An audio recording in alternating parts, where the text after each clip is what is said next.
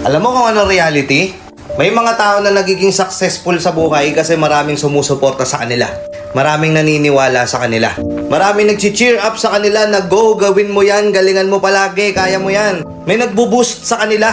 May mga taong nasa paligid nila para suportahan sila. Ang daming ganun. That's one of the reason kaya napakaraming tao ang nagiging successful. Pero alam nyo kung ano nakakatawa dito? May mga taong nagiging successful dahil dinadown sila.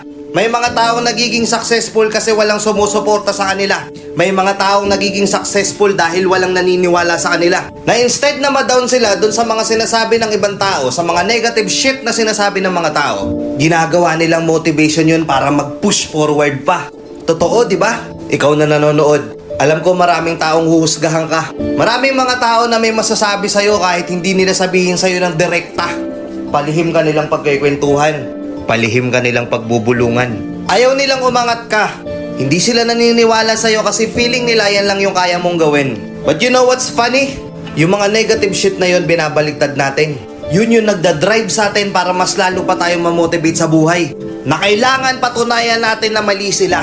Patunayan mo sa kanila na nagkakamali sila. Na hindi ikaw yung taong akala nilang ikaw yun. Meron dito mga nag-aaral pa. Sinasabihan sila na wala kang mararating. Na kahit ipakita mo yung grades mo dun sa mga tao, instead na sabihin nila sa'yo na wow, congrats, proud ako sa'yo. Ang sasabihin nila, aba, dapat lang ginawa mo yan. Ano achievement yan? Natural, gawin mo yan, nag-aaral ka eh. Masakit na yung mga efforts natin hindi na-appreciate ng iba. Pero minsan hindi natin napapansin sa sarili natin na yun yung nagdadrive sa atin. Yun yung nagpupush sa atin para mas patunayan pa natin sa kanila na hindi lang tayo ganun. Naaangat pa tayo. Kasi meron dito, gusto nilang patunayan sa sarili nila at gusto nilang ipamukha sa mga tao na nagkakamali sila. Na kaya kitang lagpasan. Lahat ng pangmamaliit mo sa akin noon, lahat ng pamamata mo sa akin noon, lahat ng panjajudge mo sa akin noon, kaya kitang lampasan.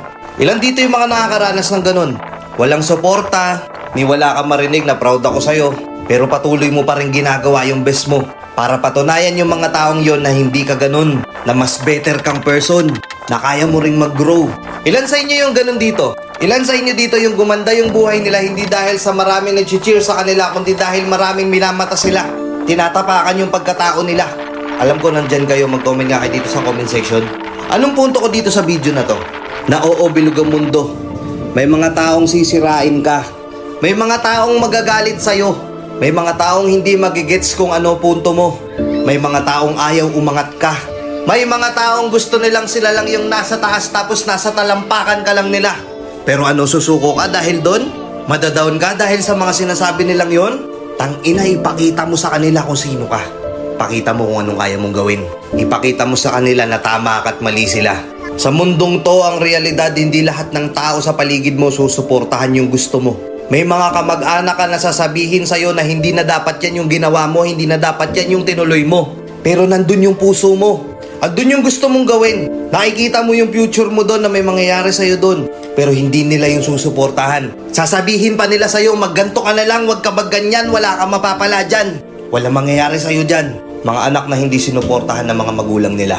Mga magulang na pagod na pero hindi sila nabibigyan ng pagkakataon ng mga anak nila na maging masaya sila. Mga kaibigan na sinuportahan mo nung umpisa tapos nung ikaw na yun ang kailangan ng suporta, wala na sila. Para sa inyo to. Kung anong pangarap mo, sundin mo. Turn those negativities into positivity. Fuck them all.